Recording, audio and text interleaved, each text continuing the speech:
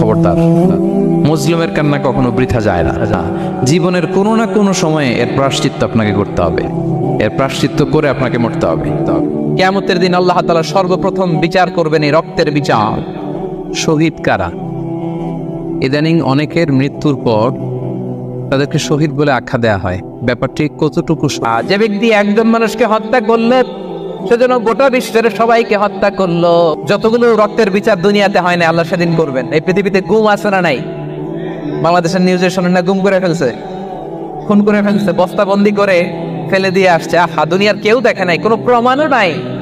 সেদিন লক্ষ কোটি মানুষের সামনে সেই রক্তের বিচার করবে কে? রহমানের বান্দারা অন্যায় ভাবে কাউরে মারে না, রহমানের বান্দারা হত্যা করে না, রহমানের বান্দারা কখনো খুনি হয় না, ঠিক কিনা? ওয়ালা ইয়াকতুলুনা আন-নাফসাল্লাতী হারামাল্লাহু ইল্লা বিল হক। খবরদার, রহমানের বান্দারা অন্যের রক্তে নিজের হাত রাঙায় না। Keep in your mind Malakar ভাইরা, অন্যের রক্তে নিজের হাত রাঙায় না। ওয়ালা ইয়াকতুলুনা আন-নাফস, আল্লাহ নাফস শব্দ ব্যবহার করেছেন। প্রাণ হত্যা করে না, মানুষকে মারে না রহমানের বান্দারা। কোন প্রাণ হত্যা করে না, মানুষকে মারে না, প্রাণ বিনাশ করে না। এর কারণ মানুষ সব বানাতে পারে, প্রাণ বানাতে পারে না। কথা বলেন, মানুষ কম্পিউটার বানাতে পারে, মানুষ রকেট বানাতে পারে, মানুষ প্লেন বানাতে পারে। মানুষ কি তার মতো আরেকটা মানুষ বানাতে পারে? যেটা আপনি পারেন না, এটারে আপনি শেষ করবেন কেন?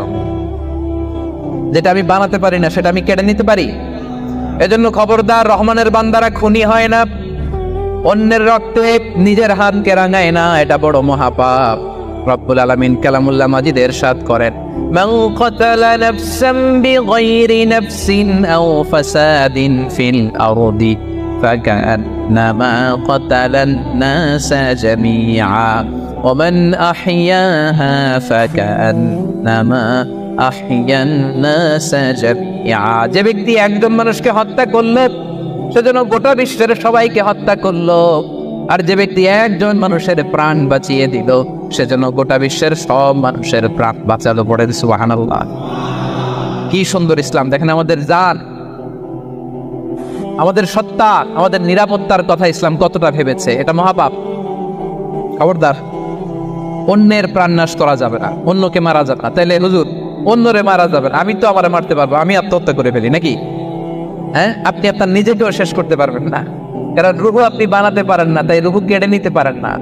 মান কাতালা নাফসাহু বিশাইইন উযযিবা বিহি ইয়াউমাল কিয়ামা। অন্যকে হত্যা যেমনি পাপ, নিজ হত্যা মানে আত্মহত্যাও মহাপাপ। যে ব্যক্তি যে জিনিস দিয়ে নিজেকে হত্যা করবে, কিয়ামতের দিন ওইটা দিয়েই তার শাস্তি হবে। বিষ খেয়ে যে মারা যাবে, কিয়ামতের ময়দানে কঠিন বিষ শুধু সে খেতেই থাকবে। স্ট্যাবিং করে ছুরি ঢুকিয়ে যে মারা যাবে, ছুরি ঢুকাতেই থাকবে।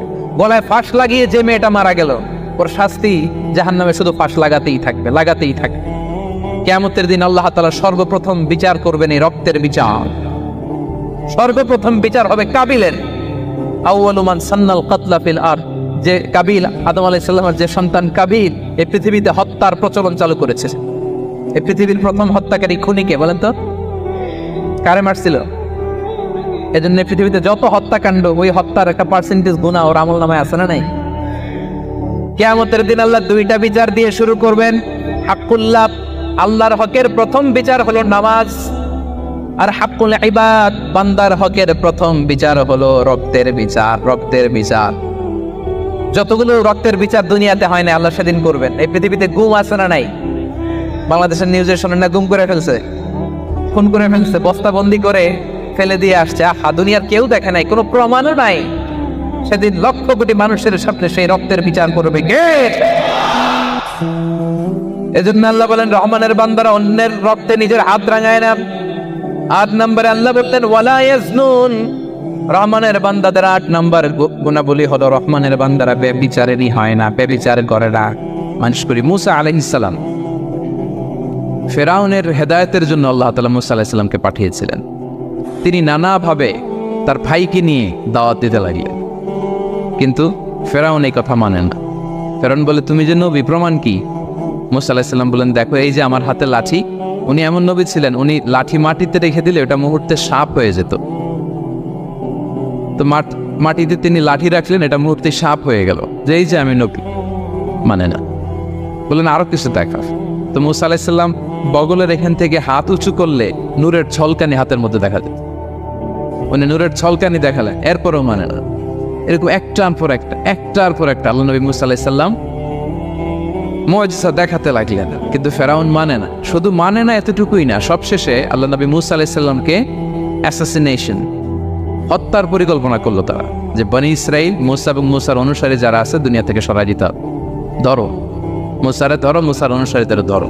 ধাওয়া পাল্টা ধাওয়া শুরু হলো। আল্লাহ নবী মুসা আলাইহিস সালাম বনি ইসরাইলকে নিয়ে বাঁচার জন্য ছুটলেন। ছুটতে ছুটতে সামনে লোহিত সাগর। দেখেন, একে তো আল্লাহর বিধান মানে নাই, এরপরে একটার পর একটা মুআজিজা আসলো, সেটাও মানে নাই। এখন নবীরে হত্যার জন্য ছুটছে। কি মনে হয় সীমালঙ্ঘন হয়েছে? একটু হয়েছে না অনেক?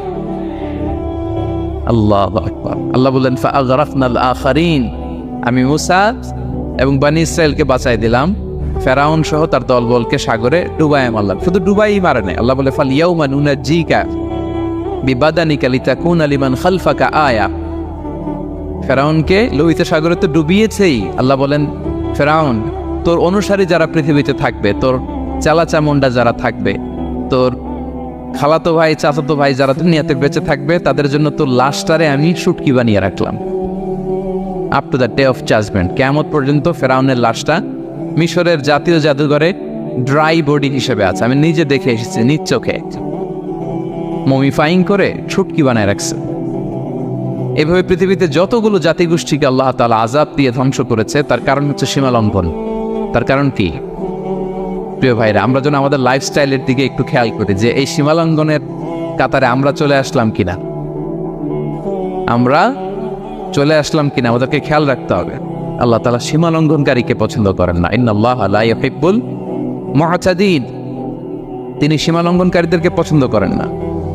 এমনকি রাসূলুল্লাহ সাল্লাল্লাহু আলাইহি ওয়াসাল্লামের বায়োগ্রাফি যদি আমরা খেয়াল করি, আমরা দেখব যে তিনি যখন যুদ্ধের জন্য অভিযান পরিচালনা করতেন, দল পাঠাতেন, সেনাবাহিনী পাঠাতেন, তখন তাদেরকে বলতেন, খবরদার যুদ্ধের ময়দানে সীমালঙ্ঘন করো না, খবরদার। যুদ্ধে যদি কেউ হেরে যায়, বন্দীদের সাথে খারাপ আচরণ করো না। ওরা হেরে গেছে বন্দী, আপনি চাইলে তার কান কেটে দিতে পারবেন, নাক কেটে দিতে পারবেন, আকৃতি বিকৃতি করতে পারবেন না। বিষ্ণু ইসলাম বলেন, খবরদার সীমালঙ্ঘন করো না। যেখানে যুদ্ধে গিয়েছ, ওই এলাকার শিশুদেরকে মেরো না, ওই এলাকার নারীদেরকে মেরো না, ওই এলাকার পাত্রীদের গায়ে হাত তোলো না। সন্ন্যাসীতে যারা ইবাদত করে, ওদের তো দোষ নাই, সিভিলিয়ান নাগরিক, তাদের গায়ে হাত তোলো না, খবরদার। গবাদি পশুর গায়ে হাত তুলবে না, এগ্রিকালচারাল প্রোডাক্ট জ্বালিয়ে দিও না। সুবহানাল্লাহ বিহামদিহি, কি রহমতের নবী ছিলেন। সীমা লঙ্ঘন যেন না করে বিষ্ণু ইসলাম অভিযান প্রেরণের আগে তিনি স্পষ্ট বলে দিতেন, খবরদার কেউ সীমা লঙ্ঘন করবে না। যারা তোমাদের বিরুদ্ধে অস্ত্র তোলেনি, তাদের বিরুদ্ধে অস্ত্র তোলা যাবে না, কারণ ইন্নাল্লাহা লা ইউহিব্বুল মুআতাদিন, আল্লাহ তাআলা সীমা লঙ্ঘনকে পছন্দ করেন। সো আমরা আমাদের লাইফের সাথে একটু মিলিয়ে নেই যে আমরা আমাদের কোনো ক্ষেত্রে সীমা লঙ্ঘন করি কিনা, একটু খেয়াল করেন। আমার যে দায়িত্ব আছে, আমি কি সীমা লঙ্ঘন করি কিনা? আমার স্ত্রী আমার দায়িত্বে, তার সাথে সীমা লঙ্ঘন করি কিনা? আমার ভাতিজি অনেকের আছে ইয়াতিম, তার বাবা মারা গেছে, তার সব সম্পত্তির দায়ভার আমার উপর দেয়া, আমি ওইখানে তাকে ঠিকঠাক মতো সব দেই কিনা, সীমালঙ্ঘন করি কিনা? হ্যাঁ, ক্ষমতা পেলে সীমালঙ্ঘন করি কিনা? কি মনে হয়, আমরা ক্ষমতা পেলে সীমালঙ্ঘন করি কিনা? হ্যাঁ, করে হ্যাঁ, মানে যেইখানে ডাক্তারের কাছে যেয়ে বলে, ডাক্তার সাহেব আমার এইখানে ফোড়া, সারা দেহের যেই কোনো জায়গায় ধরতে পারেন, এইখানে ধরেন, তো এইখানে না ধরলে ভালো হবে? ফোড়া যেইখানে, ট্রিটমেন্ট তো ওইখানে দিতে হবে, কি বলেন? রোগ যেখানে, ওই ওষুধও সীমালঙ্ঘন। দায়িত্ব পেলে আমরা সীমালঙ্ঘন করি। এমনকি আমরা যারা ইবাদত করি, অনেকে ইবাদতেও সীমালঙ্ঘন করি, ইবাদতেও না। ভারসাম্য থাকতে হবে, পরিমিতি বোধ থাকতে হবে। এবং মজার ব্যাপার হচ্ছে, আল্লাহ তাআলা দোয়া এবং জিকিরের ক্ষেত্রে এই কথাটা উল্লেখ করেছেন যে তোমরা দোয়া জিকিরের ক্ষেত্রে সীমালঙ্ঘন করো না। আল্লাহ তাআলা বলেন, উদউ রাব্বাকুম তাদাররুআ ওয়া খুফিয়া ইন্নাহু লা ইউহিব্বুল মুআতাদিন। তোমরা আল্লাহকে ডাকো কেমন ভাবে? তাদাররুআ ওয়া খুফিয়া, সবিনয়ে গোপনে, সবিনয়ে ডাকো, চুপিসারে ডাকো, গোপনে গোপনে ডাকো, অল্প আওয়াজে ডাকো। কারণ কি? ইন্নাল্লাহা লা ইউহিব্বুল মুআতাদিন, আল্লাহ সীমালঙ্ঘনকারীদেরকে পছন্দ করেন না। তাহলে আপনি যদি দোয়া করেন আল্লাহর কাছে, যখন জিকির করবেন বিনীতভাবে, চুপিসারে, সবিনয়ে, বিষ্ণু ইসা ইসলাম যেভাবে শিখিয়েছেন ওইভাবে জিকির করবেন। নাকি জিকির করতে করতে মানুষের কাঁধে উঠবে না? উঠবেন না? ওঠে ওঠে, হ্যাঁ ওঠে। দেখেন আল্লাহ তাআলা যেইখানে 3 ফোঁটা দেওয়া দরকার 3 ফোঁটা দেয়, যেখানে 1 ফোঁটা ওইখানে 1 ফোঁটা দেয়।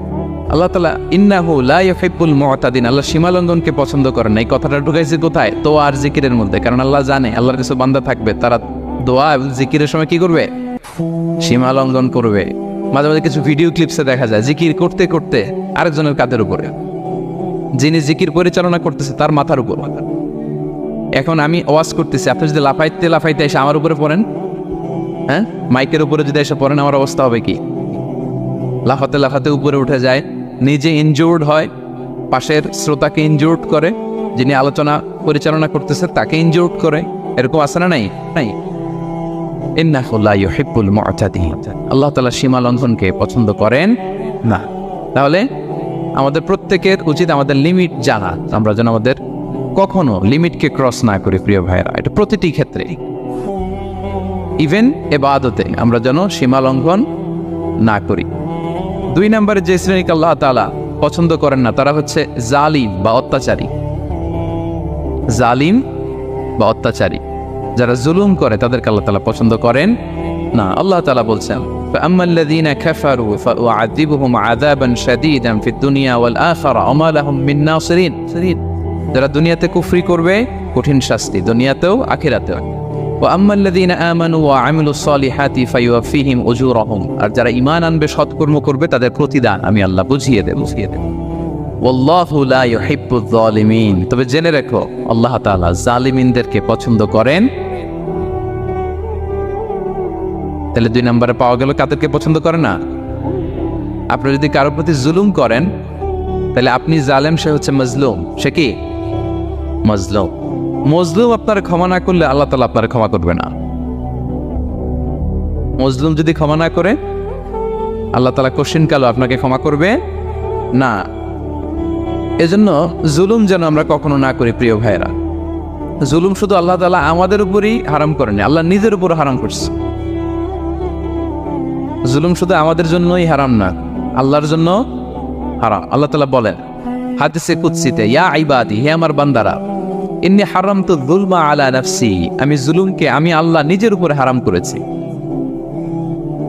ওয়া জাআলতুহু বাইনাকুম মুহাররামা, এবং এই জুলুমকে তোমাদের উপর হারাম করেছি। ফালা তাযালামু, তোমরা একে অপরের উপর জুলুম করো না। জুলুম শুধু আমাদের উপরই হারাম না, আল্লাহ নিজের উপরও হারাম করেছেন। তাহলে জুলুমের সাথে কি মুমিনের কোনো সম্পর্ক থাকতে পারে? পারে না। এবং আল্লাহ তাআলা কখনো কোনো বান্দার উপর জুলুম করেন না। ওয়া আন্নাল্লাহা লাইসা বিযাল্লামিন লিল আবিদ, তিনি তার বান্দার উপর জুলুম করেন না। কোনোভাবেই যেন জুলুম না হয়ে যায়, এজন্য আল্লাহ তাআলা কিয়ামতের দিন মাওয়াজিনাল কিসত, ন্যায়ের মানদণ্ড তিনি প্রতিষ্ঠা করবেন, যাতে একটু ভুল না হয়ে যায়, জুলুম না হয়, যেটা খালি চোখে দেখা যায় না। এতটুকু ভালো যদি করো সেটাও সেই মিজানের পাল্লায় ওজন দেয়া যায়। এতটুকু খারাপও যদি করো সেটাও সেই মিজানের পাল্লায় ওজন দেয়া যায়। আল্লাহু আকবার। তিনি তার বান্দার উপর জুলুম করেন না। জুলুম তিনি নিজের উপর হারাম করেছেন, আমাদের জন্য কি করেছেন? হারাম করেছেন। এবং বিষ্ণু ইসলাম আরো ভয়ঙ্কর কথা বলেছেন। তিনি বলেছেন, মান যালামা কিদা শিবরিন মিনাল আরদি তুবিকাহু মিন সাবঈ আরাদিন, কেউ যদি জুলুম করে তার ভাইয়ের 1 বিঘত পরিমাণ জমিন খায়। 1 বিঘত চেনেন তো? এই যে আমার এই অ্যাঙ্গল থেকে এই অ্যাঙ্গলটা, এটা টান টান করলে যতটুকু জায়গা, এটার বলে 1 বিঘত। শিবের আরবিতে বলে শিবের। হ্যাঁ, মান যালামা কিদা শিবর, বিষ্ণু বলেন এই 1 শিবর 1 বিঘত জমি যদি কেউ অন্যায়ভাবে জুলুম করে তার ভাইয়ের কাছ থেকে খায়, কিয়ামতের দিন তুবিকা আলাইহি সাবউ আরাদিন, এই 7 জমিনকে আল্লাহ তাআলা তার ঘাড়ে চাপাবে। খা, এবার খা। অন্যের জমি খাওয়ার এত শখ ছিল, এবার 7 জমিন ঘাড়ে কর। কিয়ামতের ময়দানে আপনার দেহটার বিশাল আকৃতির করা হবে, এই 7 জমিনকে আপনার কাঁধে তুলে দেওয়া হবে। এজন্য আমরা অন্যের রাইটস, অধিকার যেন নষ্ট না করি, কারো উপর যেন জুলুম না করি, কোনোভাবেই না। আমরা নানাভাবে এই জুলুমটা করি। আমরা প্রায় দাদার সম্পত্তি থেকে ফুফুদেরকে বঞ্চিত করি, বাবার সম্পদ থেকে বোনদেরকে বঞ্চিত করি, হ্যাঁ, নিজের ভাই আরেক ভাইকে, আপন ভাই ভাইকে বঞ্চিত করে, জুলুম করেন, এরকম দৃশ্যপট আমাদের সমাজে আছে না নাই বলেন তো? কিয়ামতের দিন আল্লাহর সুপ্রিম কোর্টের কাঠ দ্বারা হিসেব দিতে হবে। আর এই জালিমদেরকে আল্লাহ তাআলা পছন্দ করেন না। এবং সবচেয়ে ভয়ঙ্কর ব্যাপার হচ্ছে, আপনি যখন কারোর উপর জুলুম করেন, ওই মাজলুম আর আল্লাহর মাঝখানে কোনো ফারাক থাকে না। আল্লাহ ওই ফারাকের পর্দা উঠায় নেয়। বিষ্ণুই বলেন, ইত্তাকি দাওয়াতাল মাজলুম, তোমরা মজলুমের বদদোয়াকে ভয় করো, খবরদার। কারণ ফাইন্না লাইসা বাইনাহা ওয়া বাইনাল্লাহি হিজাব, তার আর আল্লাহর মাঝে কোনো পর্দা থাকে না। দোয়া করলেই ওটা আরশে যেয়ে কবুল হয়ে যায়। বিষ্ণুই বলেন, ইত্তাকি দাওয়াতাল মাজলুম, মজলুমের বদদোয়াকে ভয় করো। ফাইন্না লাইসা বাইনাহা ওয়া বাইনাল্লাহি হিজাব, কেউ যখন মজলুম হয়ে কেঁদে বদদোয়া করে, তার আর আল্লাহর মাঝে ওই পর্দা থাকে না। বদদোয়া করছে, ডাইরেক্ট কবুল। খবরদার আমার পেনাঙের ভাইয়েরা, আমরা যেন জালিম না হই। In it's any form, operation in it's any form, যেই কোনো ভাবে, যেই কোনো ক্ষেত্রে, যেই কোনো ধরনের হইতে পারে জুলুম। কাউকে আপনি ছোট্ট কোনো কাজে ঠকালেন, বন্টন নীতিতে ঠকালেন, হ্যাঁ, জমি মেরে দিয়ে ঠকালেন, আমানত মেরে দিয়ে ঠকালেন, ইন ইটস এনি ফর্ম যদি জুলুম করে থাকেন, খবরদার। মজলুমের কান্না কখনো বৃথা যায় না। মজলুমের কান্না কখনো বৃথা যায় না। জীবনের কোনো না কোনো সময়ে এর প্রায়শ্চিত্ত আপনাকে করতে হবে। জীবনের কোনো না কোনো সময়ে এর প্রায়শ্চিত্ত করে আপনাকে মরতে হবে। তাহলে কোনো বিশ্বাসী কি জালিম হতে পারে? কারণ ইন্নাল্লাহা লা ইউহিব্বুল যালিমিন, আল্লাহ তাআলা জালিমদেরকে পছন্দ করেন না। এই যে আমাকে আল্লাহ জ্ঞান দিয়েছেন, এই জ্ঞানটা আমানত। যাদেরকে আল্লাহ পরিচিতি দিয়েছেন, পরিচিতি এটা আমানত। আমার অর্থ, আমার সন্তান, আমার ক্ষমতা, আল্লাহর দেয়া প্রতিটি নিয়ামতই আমানত। এবং এই আমানতের ব্যাপারে আল্লাহ তাআলা জিজ্ঞেস করবেন। আপনি একটা প্রতিষ্ঠানের প্রধান, এই প্রতিষ্ঠান আপনার কাছে আমানত। আপনি মসজিদের সভাপতি, এই মসজিদ আপনার কাছে আমানত। আপনি চেয়ারম্যান, এই ইউনিয়ন পরিষদটা আপনার কাছে আমানত। কি বলেন? আপনি MP, member of the parliament, এই নির্বাচনী এলাকাটা আপনার কাছে আমানত। আপনি রাষ্ট্রপ্রধান, পুরো রাষ্ট্রের প্রতিটি ইঞ্চি আপনার কাছে কি?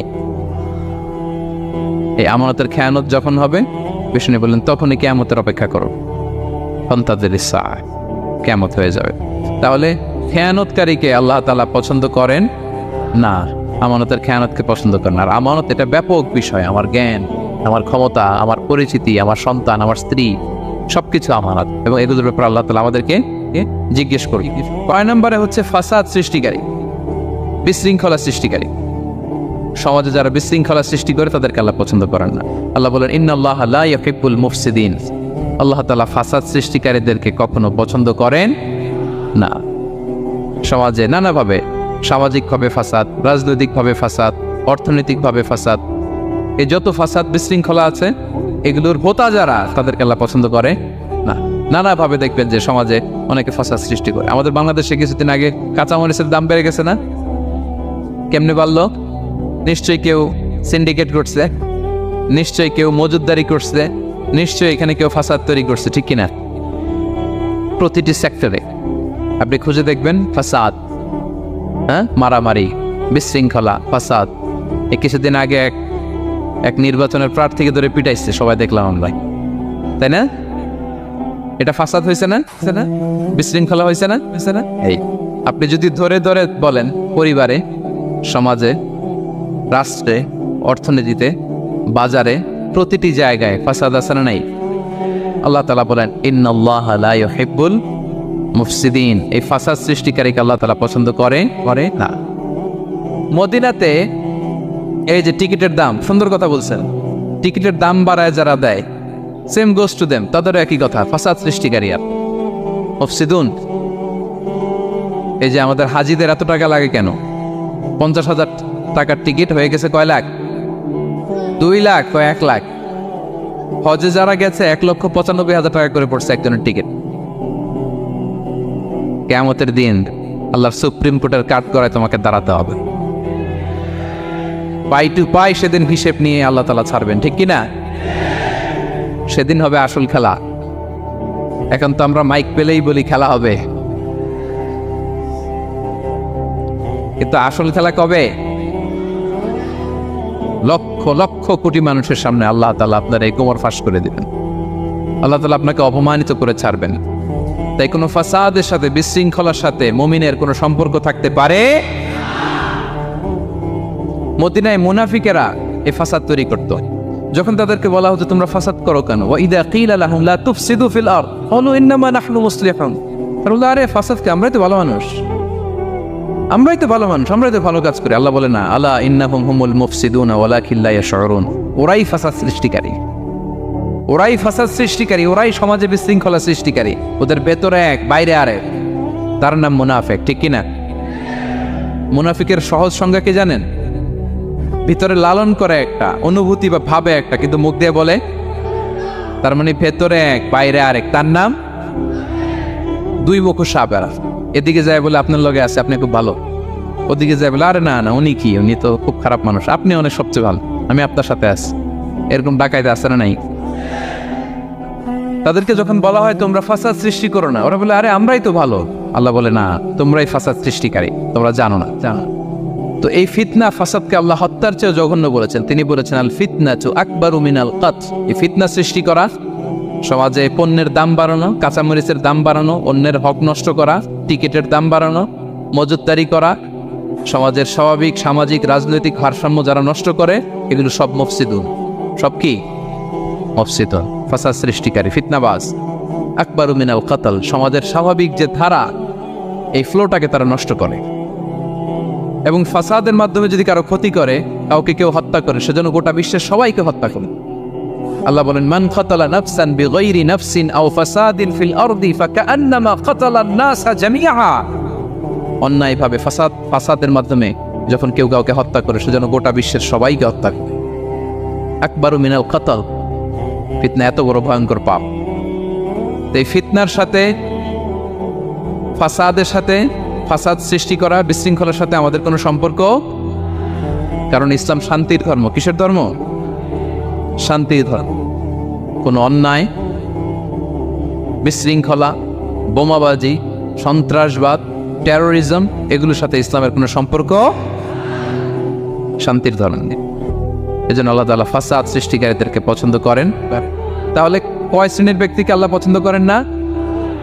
1 নম্বরে সীমা লঙ্ঘনকারী, 2 নম্বরে জালিম, 3 নম্বরে অহংকারী, 4 নম্বর অপচয়কারী, 5 নম্বর খেয়ানতকারী, আমানতের খেয়ানত, 6 নম্বর ফাসাদ সৃষ্টিকারী, 7 নম্বর মন্দ কথা, অশ্লীল কথার যে প্রচার করে। এগুলো যারা করে, এদের সাথে আমাদের কোনো সম্পর্ক। এই 7 শ্রেণীর লোককে আল্লাহ তাআলা অপছন্দ করেন। শহীদ কারা? ইদানিং অনেকের মৃত্যুর পর তাদেরকে শহীদ বলে আখ্যা দেয়া হয়। ব্যাপারটি কতটুকু সত্য? এ পৃথিবীতে আল্লাহর দ্বীনকে বাস্তবায়ন করতে যে, অথবা বিজয়ী করতে যে, কাফেরদের বিরুদ্ধে সশস্ত্র সংগ্রামে যে মুমিন ব্যক্তি নিহত হয়, তাকে শহীদ বলে। আই রিপিট, আমি আবারও বলছি, আল্লাহর জমিনে আল্লাহর দ্বীনকে বিজয়ী করতে যে, কাফেরদের বিরুদ্ধে সশস্ত্র সংগ্রামে যে মুমিন ব্যক্তি নিহত হয়, তাকে শহীদ বলা হয়। সহিহ বুখারীর বর্ণনায় এসছে যে সাহাবারা আল্লাহ রাসূল সাল্লাল্লাহু আলাইহি সাল্লামকে জিজ্ঞেস করেছিলেন যে, হে আল্লাহর রাসূল, কারা আল্লাহর রাস্তায় জিহাদ করছে, এটা আমরা কিভাবে বুঝবো? তার উত্তরে আল্লাহর হাবিব সাল্লাল্লাহু আলাইহি ওয়াসাল্লাম বলেছিলেন, মান কাতালা লিতাকুনা কালিমাতুল্লাহি হিয়াল উলিয়া ফাহুয়া ফি সাবিলিল্লাহ। যে ব্যক্তি আল্লাহর দ্বীনকে, আল্লাহর বিধানকে কিংবা আল্লাহর আইনকে বাস্তবায়নের জন্য, আল্লাহর দ্বীনকে বিজয়ের জন্য যে সংগ্রাম করে যাচ্ছে, সেই আল্লাহর রাস্তায় আছে। আর সে আল্লাহর রাস্তায় থাকা অবস্থায় যদি কেউ মৃত্যুবরণ করে বা নিহত হয়, তাকে ইসলাম শহীদ বলে ঘোষণা করেছে। তবে সেক্ষেত্রে একটি শর্ত রয়েছে, সেটি হচ্ছে দুনা গারাদিন মিন আগরাদিদ দুনিয়া। দুনিয়ার কোনো কারণে, দুনিয়ার কোনো লোভে পড়ে, দুনিয়ার কোনো স্বার্থের জন্য যদি কেউ আল্লাহ রাস্তায় জিহাদ করে মৃত্যুবরণও করে, সে শহীদের কোনো মর্যাদা বা দাম আল্লাহ তাআলার কাছে নেই। কেননা আমরা হাদিস থেকে জেনেছি অনেক শহীদ কিয়ামতের ময়দানে আল্লাহ তাআলা তাদেরকে জাহান্নামে ফেলে দেবেন। আল্লাহ বলবেন যে, তুমি তো দুনিয়াতে জিহাদ করেছিলে যে মানুষ তোমাকে বীর বলবে, মানুষ তোমাকে সাহসী বলে ঘোষণা দিবে। বাহাবা পাওয়ার জন্য তুমি জিহাদে অংশগ্রহণ করেছিলে এবং সেখানে নিহত হয়েছ। তো তুমি নিহত হওয়ার পরে মানুষ তো তোমাকে বীর বলেছে, বাহাবা দিয়েছে, সাবাস বলেছে। যে কারণে তুমি এই জিহাদে অংশগ্রহণ করেছো সেটা দুনিয়াতেই তুমি পেয়েছো। তো আমার কাছে তুমি কি চাও? আমার কাছে তোমার জন্য কিছু নেই। Go to the hell fire, জাহান্নামে যাও। তাকে আল্লাহ তাআলা উপর করে জাহান্নামে নিক্ষেপ করবেন। তো এই জন্য শর্ত হচ্ছে যে দুনিয়ার কোনো স্বার্থে নয়, শুধুমাত্র কেবলমাত্র আল্লাহর দ্বীনকে আল্লাহর জমিনে বিজয়ী করার জন্য যদি কেউ সশস্ত্র সংগ্রামে নিহত হয় তাদেরকে শহীদ বলা হয়। এখন প্রশ্ন হচ্ছে, যারা কাফিরদের বিরুদ্ধে জেহাদ করতে যেয়ে যুদ্ধে নিহত হলো তারা শহীদ, তারা ছাড়া কি আর কেউ শহীদ হতে পারবে না? এই প্রসঙ্গে আমরা বলবো যে বেসিকলি ইসলামী শরিয়াতে শহীদ দুই ধরনের। ইবনু হাজার আল আসকালানি উনিও শাহাদাতের প্রকারভেদ করতে যেয়ে বলেছেন যে শহীদ দুই প্রকার। একটা হচ্ছে শাহিদ দুনিয়া ওয়াল আখিরা, যেটা আমরা বলেছি যারা আল্লাহর রাস্তায় নিহত হয়েছে তারা। আরেকটা হচ্ছে শাহিদুল আখিরা, যারা দুনিয়াতে আল্লাহর রাস্তায় নিহত হয়নি কিন্তু পরকালে তারা শাহাদাতের মর্যাদা লাভে ধন্য হবে। প্রথম প্রকার হচ্ছে শাহিদুদ দুনিয়া ওয়াল আখিরা, যেটাকে আমরা বলি শাহাদাতে হাকিকি, মানে প্রকৃত শহীদ। এরাই হচ্ছে মূলত শহীদ। এদেরকে আল্লাহ তাআলা মৃত বলতে নিষেধ করেছেন। আল্লাহ তাআলা বলেছেন, ওয়ালা তাকুলু লিমান ইউকতালু ফি সাবিলিল্লাহি আমওয়াত বাল আহইয়া ওয়ালাকিন লা তাশউরুন। যারা আল্লাহর রাস্তায় জীবন দিয়ে নিহত হয়েছে তাদেরকে তোমরা মৃত বলো না, বরং তারা জীবিত।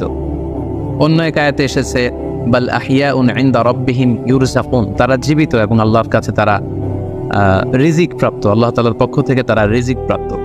তাদের মর্যাদা আল্লাহ তাআলার কাছে এত বেশি যে তাদেরকে নিহত হওয়ার পরে কোনো জানাজার আগে গোসল দিতে হয় না। তাদের রক্তাক্ত দেহটাকেই সরাসরি জানাজার পরে দাফন করে দিতে হয়, কেননা সেই ঝরঝরে রক্ত নিয়ে তারা সেদিন কিয়ামতের দিবসে আল্লাহ তাআলার দরবারে তারা হাজির হয়ে যাবে। এবং আমরা যদি কোরআনের দিকে তাকাই, কোরআন আমাদেরকে জানিয়েছে আনা আমাল্লাহু আলাইহিম মিনান নাবিয়িন ওয়াস সিদ্দিকিন ওয়াশ শুহাদা ওয়াস সালিহিন, মানে সবচেয়ে শ্রেষ্ঠ তাবাকা বা দারাজা হচ্ছে নবীদের দারাজা। নবীদের পরে হচ্ছে সিদ্দিকিনদের দারাজা, এবং সিদ্দিকিনদের পরেই যাদের মর্যাদা আল্লাহ তাআলার কাছে সবচাইতে বেশি তারা হচ্ছে শুহাদা। এজন্য প্রতিটি মুমিনের জীবনের আকাঙ্ক্ষা বা তামান্না থাকা উচিত তারা যেন শাহাদাতের মৃত্যু আল্লাহ তাআলার কাছে কামনা করে। এবং আমরা যদি সাহাবাদের জীবনের দিকে তাকাই তাহলে দেখবো ওনারা সবসময় আল্লাহ তাআলার কাছে শাহাদাতের মৃত্যু কামনা করতেন। সাইয়েদনা ওমর ফারুক রাদিয়াল্লাহু তাআলা আনহু আল্লাহ তাআলার কাছে সবসময় শাহাদাতের মৃত্যু চাইতেন। সহিহ বুখারীর বর্ণনায় এসেছে ওমর ফারুক রাদিয়াল্লাহু তাআলা আনহু দোয়া করতেন আর বলতেন, আল্লাহুম্মা রযুকনি শাহাদাতান ফি সাবিলিক ওয়াজআল মাউতি ফি বালাদি রাসূলিক, মানে হে আল্লাহ আপনি আমাকে শাহাদাতের মৃত্যু নসিব করুন এবং আপনার প্রিয় হাবিবের শহর মদিনার শহরে আমার মৃত্যু আপনি নসিব করুন। এবং আমরা যদি ওমর ফারুকের জীবনের দিকে তাকাই তাহলে আমরা দেখব যে উনি শহীদের মৃত্যু লাভ করেছিলেন। একজন অ্যাসাসিনেটরের মাধ্যমে আত্মাইর আঘাতে তিনি শহীদ হয়েছিলেন। এবং আল্লাহ রাসূল সাল্লাল্লাহু আলাইহি ওয়াসাল্লামের পাশে আবু বকর রাদিয়াল্লাহু তাআলা আনহু কবর, তার পাশে কিন্তু ওমর ফারুকের কবর। তার মানে মদিনাতেই তিনি আল্লাহ রাসূল সাল্লাল্লাহু আলাইহি ওয়াসাল্লামের পাশে মৃত্যুবরণের পরে শোয়ার সৌভাগ্য তিনি অর্জন করেছেন। তাহলে এই আলোচনা থেকে আমরা বুঝলাম যে প্রকৃত শহীদ হচ্ছে যারা আল্লাহর রাস্তায় নিহত পায় এবং এর মর্যাদা আল্লাহ তাআলার কাছে অনেক বেশি। কিন্তু এই শাহাদাতে হাকিকি বা প্রকৃত শহীদ ছাড়াও আরো অনেক মৃত ব্যক্তিকে আল্লাহ রাসূল সাল্লাল্লাহু আলাইহি ওয়াসাল্লাম শহীদি মৃত্যুর সুসংবাদ দিয়েছেন। তারা জেহাদে অংশগ্রহণ করেনি, তারা কাফিরদের আঘাতে নিহত হয়নি, তারা প্রকৃত শহীদ নয়, কিন্তু কিয়ামতের দিন তারা শাহাদাতের মর্যাদা লাভ করবে। তারা কারা? এ ব্যাপারে আমরা সহিহ মুসলিমের একটি হাদিস এখানে উল্লেখ করতে চাই, যেখানে আল্লাহ রাসূল সাল্লাল্লাহু আলাইহি ওয়াসাল্লাম সাহাবাদেরকে জিজ্ঞেস করেছেন, মা তা'উদ্দুনা শাহিদা ফীকুম, ওহে সাহাবারা তোমরা কাদেরকে শহীদ বলে মনে করো? সাহাবারা বললেন যারা আল্লাহর রাস্তায় নিহত হয় তারা শহীদ। তখন আল্লাহ রাসূল সাল্লাল্লাহু আলাইহি ওয়াসাল্লাম বললেন, ইন্না শুহাদা উম্মতি ইদান লাকালিল, এরকম হলে তো আমার উম্মতের মধ্যে শহীদদের সংখ্যা একেবারে কম। যারা জেহাদের সুযোগ পাবে না, জেহাদের ময়দানে কাফিরদের বিরুদ্ধে সশস্ত্র সংগ্রাম করে যারা নিহত হওয়ার সুযোগ পাবে না, তাহলে তো তারা শহীদ হতে পারবে না। সাহাবারা এই কথা শুনে বললেন, ইয়া রাসূলুল্লাহ তাহলে কারা শহীদ আপনি বলেন। তখন আল্লাহ রাসূল সাল্লাল্লাহু আলাইহি ওয়াসাল্লাম বললেন যে যারা আল্লাহর রাস্তায় নিহত হয় তারা তো শহীদ বটেই, পাশাপাশি ওমান মাতা ফি তাউনি ফাহুয়া শাহীদ, মহামারীতে যারা মারা যায় তারাও কিন্তু শহীদ। প্লেগ রোগে বা মহামারীতে, এই যে করোনা ভাইরাসের সময় যারা ঈমানের সাথে ইন্তেকাল করেছে তাদেরকেও আল্লাহ তাআলা শাহাদাতের মর্যাদা দান করবেন। ওমান মাতা ফিল বাতনি ফাহুয়া শাহীদ, পেটের পীড়ায়, পেটের কোনো রোগে যদি কেউ আক্রান্ত হয়ে মারা যায় সে কিয়ামতের দিন শাহাদাতের মর্যাদা লাভ করবে। ওয়াল গরিকু শাহীদ, পানিতে ডুবে যদি কেউ মারা যায় সেও শহীদ। এভাবে অন্যান্য আরো অনেক হাদিসে, কোনো হাদিসে 5 জন, কোনো হাদিসে 7 জন, কোনো হাদিসে আরো বেশি, এভাবে আরো অনেক ব্যক্তিকে আল্লাহ রাসূল সাল্লাল্লাহু আলাইহি ওয়াসাল্লাম শাহাদাতের মর্যাদা লাভে তারা কিয়ামতের দিন ধন্য হবে এই মর্মে তিনি আমাদেরকে জানিয়েছেন। সুনানে নাসাইর একটি বর্ণনা থেকে আমরা জানতে পারি আল্লাহর হাবিব সাল্লাল্লাহু আলাইহি ওয়াসাল্লাম বলেছেন, মান কুতিলা দুনা মাজলামাতিহি ফাহুয়া শাহীদ, অন্যায়ভাবে যদি কাউকে হত্যা করা হয়, হি ইজ ডিফেন্ডিং ইনজাস্টিস, অন্যায় প্রতিরোধে সে মারা গিয়েছে, এরকম মৃত্যুকেও তিনি শাহাদাতের মৃত্যু বলে ঘোষণা করেছেন। সুনানে তিরমিজির আরেকটি বর্ণনায় আল্লাহ রাসূল সাল্লাল্লাহু আলাইহি ওয়াসাল্লাম আরো কিছু ব্যক্তিকে শহীদ বলে ঘোষণা করেছেন। যেমন তিনি বলেছেন, মান কুতিলা দুনা দীনিহি ফাহুয়া শাহীদ, কেউ তার দ্বীনকে হেফাজত করতে যেয়ে যদি মৃত্যুবরণ করে সে শহীদ। ওমান কুতিলা দুনা দামিহি ফাহুয়া শাহীদ, নিজের রক্ত বাঁচাতে যেয়ে যদি কেউ মৃত্যুবরণ করে শহীদ। তার সম্পদ বাঁচাতে যেয়ে যদি মৃত্যুবরণ করে সে শহীদ। তার ফ্যামিলিকে সেভ করতে যেয়ে কেউ যদি মৃত্যুবরণ করে সেও শহীদ। তার সম্মান, ইজ্জত, তার স্ট্যাটাসকে বাঁচাতে যেয়ে যদি কেউ মৃত্যুবরণ করে সেও শহীদ। আরেক বর্ণনায় আমরা জানতে পারছি আল্লাহ রাসূল সাল্লাল্লাহু আলাইহি ওয়াসাল্লাম বলেছেন, ওয়াসাহিবুল হাদমি ফাহুয়া শাহীদ, অর্থাৎ ধ্বংসস্তূপের নিচে চাপা পড়ে যদি কেউ মারা যায় বা কোনো দেয়ালের নিচে চাপা পড়ে যদি কেউ মারা যায় সে শহীদ।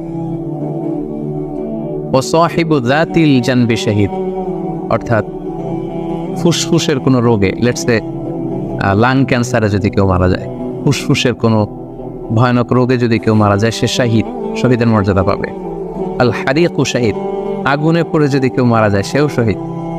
ওয়াল মারআতু তামুতু বিজুমইন শাহীদ, বাচ্চা পেটে ধারণ করেছে, অর্থাৎ গর্ভবতী মা যদি এই প্রেগন্যান্সির কারণে কিংবা বেবি ডেলিভারি করতে যেয়ে যদি মারা যায় সেও কিন্তু শহীদদের কাতারে দাঁড়াবে।